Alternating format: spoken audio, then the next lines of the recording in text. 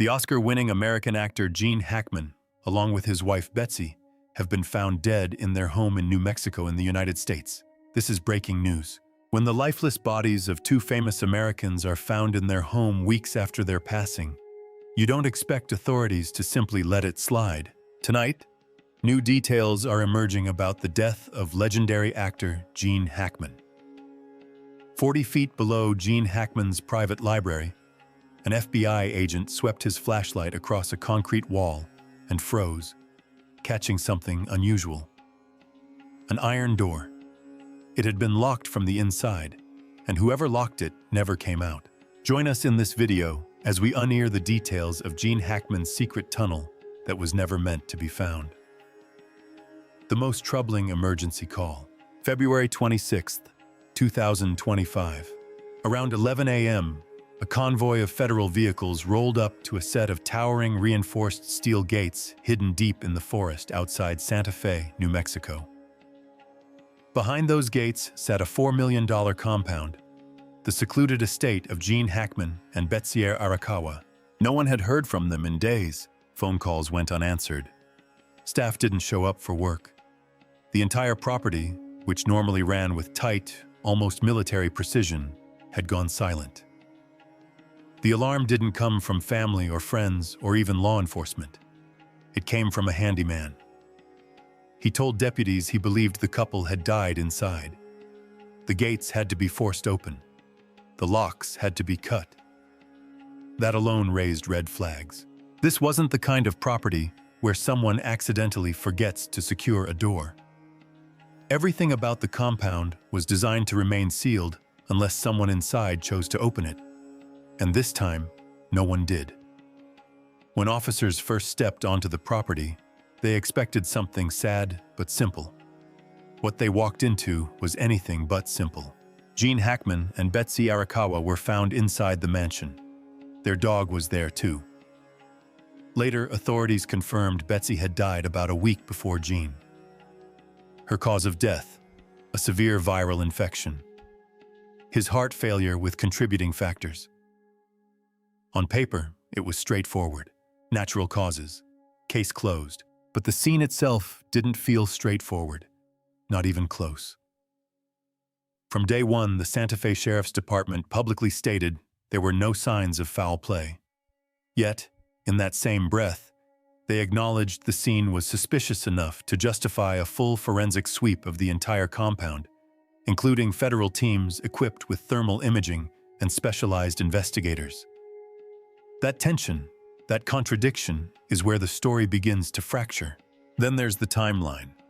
Betsy died 7 days before Gene, which means a 95-year-old man remained alive inside that house with his wife's body for up to a week. No emergency call, no outreach, no attempt to alert anyone. Recently released body camera footage shows the moments after officers discovered them inside the Santa Fe home. The atmosphere wasn't chaotic. It was heavy, still almost staged in its quiet. So the question lingers, what keeps a man silent for 7 days in a house where his spouse has died? Grief so paralyzing it shuts the world out. A sense of duty, denial, or something else entirely. The fear that calling for help would open the gates. And once those gates opened, strangers would start looking, and they might find what was never meant to be seen. When sources obtained the official search warrant, it became clear this was no ordinary death investigation. What authorities discovered inside that property went far beyond confirming natural causes. What did they find? How does it alter the course of history? Keep watching to find out what the FBI found in Gene Hackman's home. Hidden behind a wall inside Hackman's private library, federal agents discovered something no one, not staff, not neighbors, not even local law enforcement knew existed. A sealed tunnel. It had been closed off for decades, and whoever sealed it had done so with intention, reinforced, concealed, buried behind architecture designed to look original to the house. Someone wanted it forgotten. But the existence of the tunnel wasn't the most unsettling part. The worst part was what investigators reportedly found at the bottom. A fortress. Gene Hackman's estate wasn't just a home. It functioned more like a fortified compound. Dense forest wrapped around it on all sides, towering stone perimeter walls, motion sensors at every access point, thermal cameras. Around the clock, surveillance systems were more commonly associated with high-security facilities than private residences.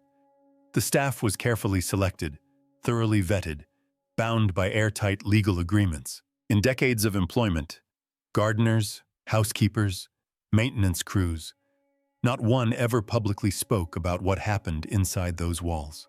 Think about that. In the era of smartphones and social media, total silence like that doesn't happen by chance. It's maintained, structured, enforced. Local journalists who attempted to investigate the property over the years consistently hit dead ends. Building permits came back partially redacted. Property records contained unexplained gaps. Clerks had no answers. One researcher from the Santa Fe Historical Society reportedly spent months combing through land records connected to the estate and then abruptly stopped. No public explanation, no published findings, just silence. When you step past these reinforced gates, the inside of the estate tells a different story. A staggering one. Hallways lined with original masterpieces. Furniture dating back centuries. Pieces once owned by European royalty. Chandeliers rumored to have hung in palace halls long before electricity even existed. The gardens weren't decorative. They were curated. Rare botanical specimens, some found in fewer than a dozen places on Earth. So, what happened to Gene Hackman inside these walls? What was the full story behind what the FBI uncovered? Keep watching to find out. Gene Hackman's secret tunnel.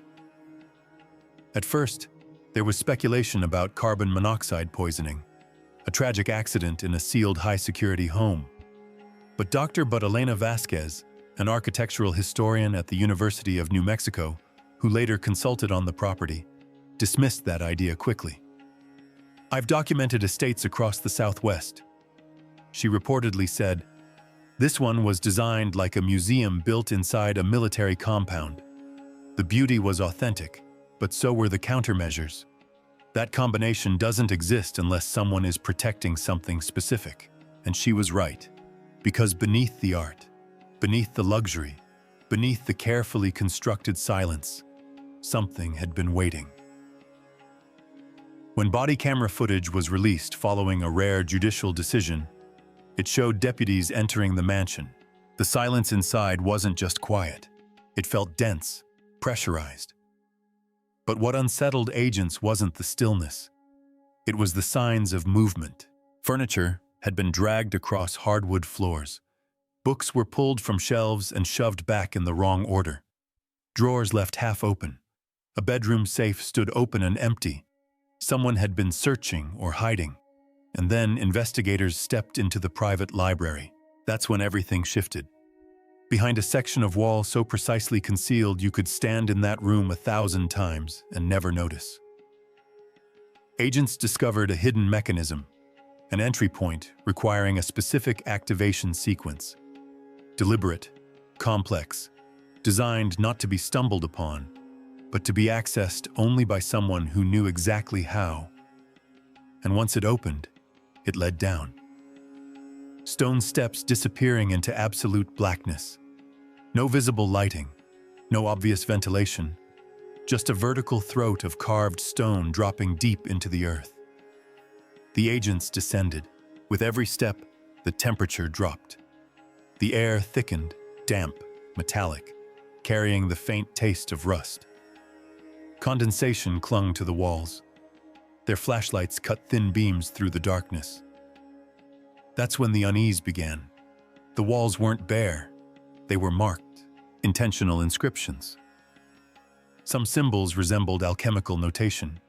Others looked disturbingly technical. Diagrams, schematics, geometric patterns that resembled blueprints for machines. Not decorative machines, functional ones. One section of wall displayed what appeared to be a schematic unlike anything in modern engineering. Gears, chambers, and conduit systems arranged in configurations that made no conventional sense.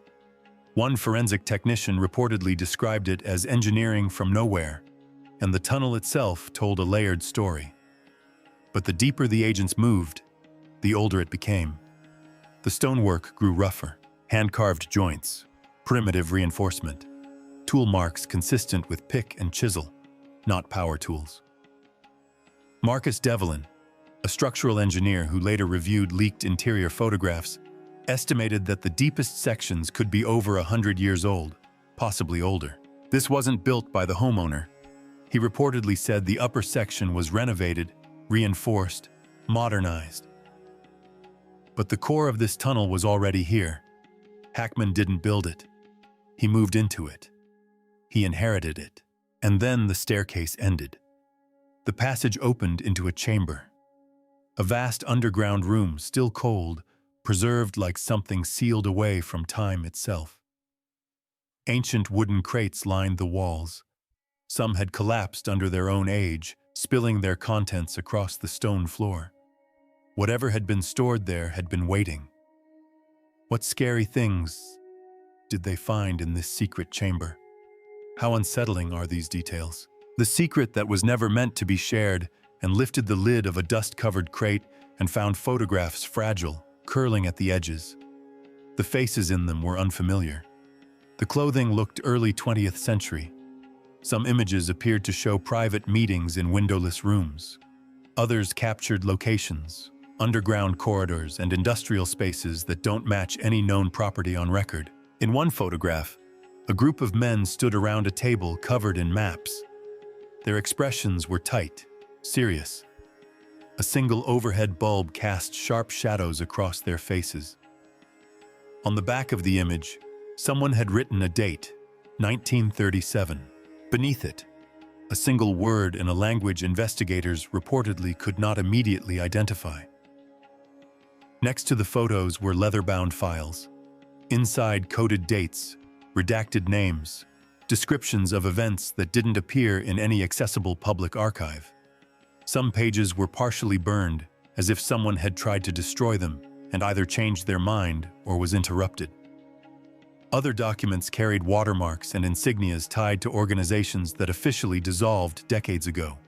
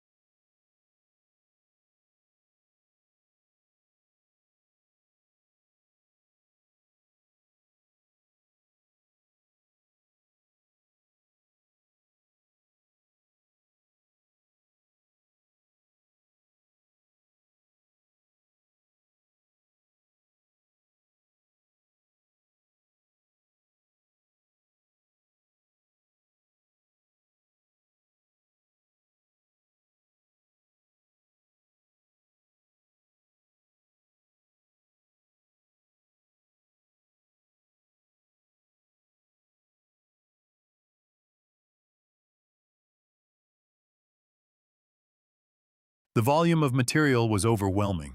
Agents estimated it could take years to fully catalog everything stored in that chamber.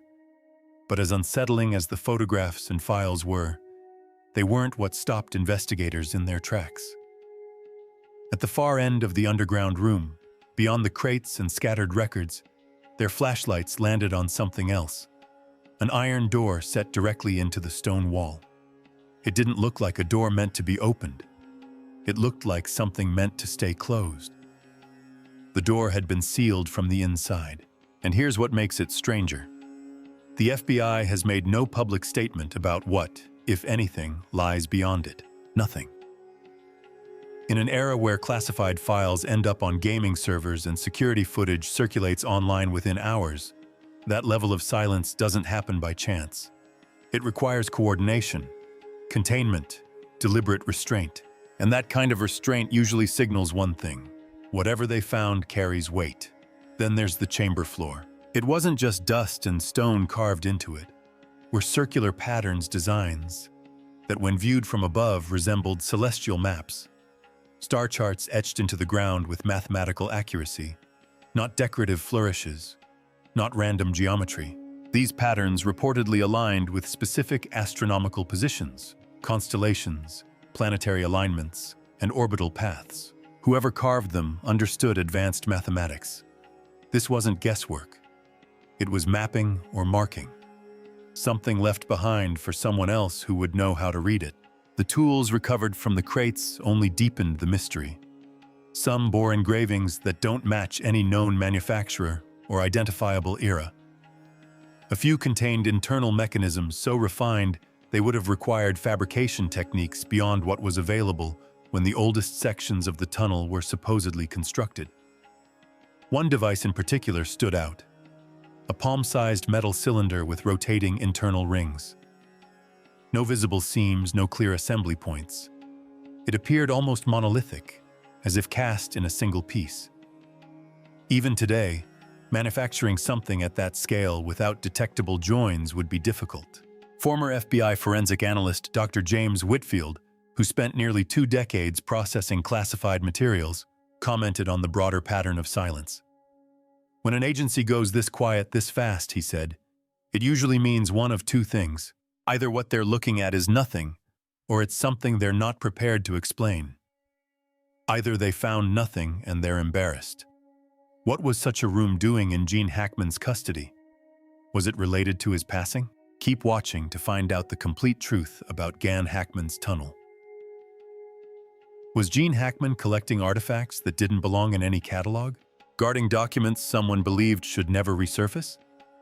Or did he inherit this underground world along with its secrets from a previous owner becoming its final steward? And here's where the ground itself becomes part of the story. Santa Fe isn't just art galleries and desert sunsets. Less than an hour away sits Los Alamos, birthplace of the atomic bomb, the heart of the Manhattan Project. During the Second World War and well into the Cold War, this region became synonymous with nuclear research, classified weapons programs, and black-budget infrastructure. For decades, locals have whispered about underground transport routes and reinforced bunkers carved into the mesas. Facilities built not just for research, but for survival. Structures designed to shelter officials if the unthinkable happened. Freedom of Information Act requests have confirmed that extensive underground construction occurred across northern New Mexico during the Cold War. How extensive parts remain classified.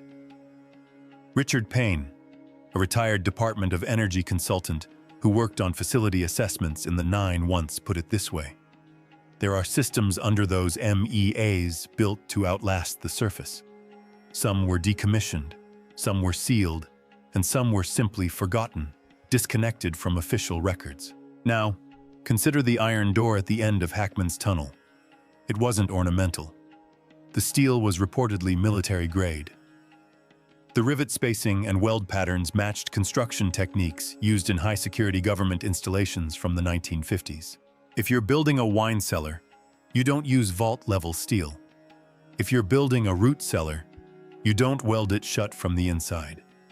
But if that tunnel connected, even indirectly, to a larger Cold War-era network, that reframes everything.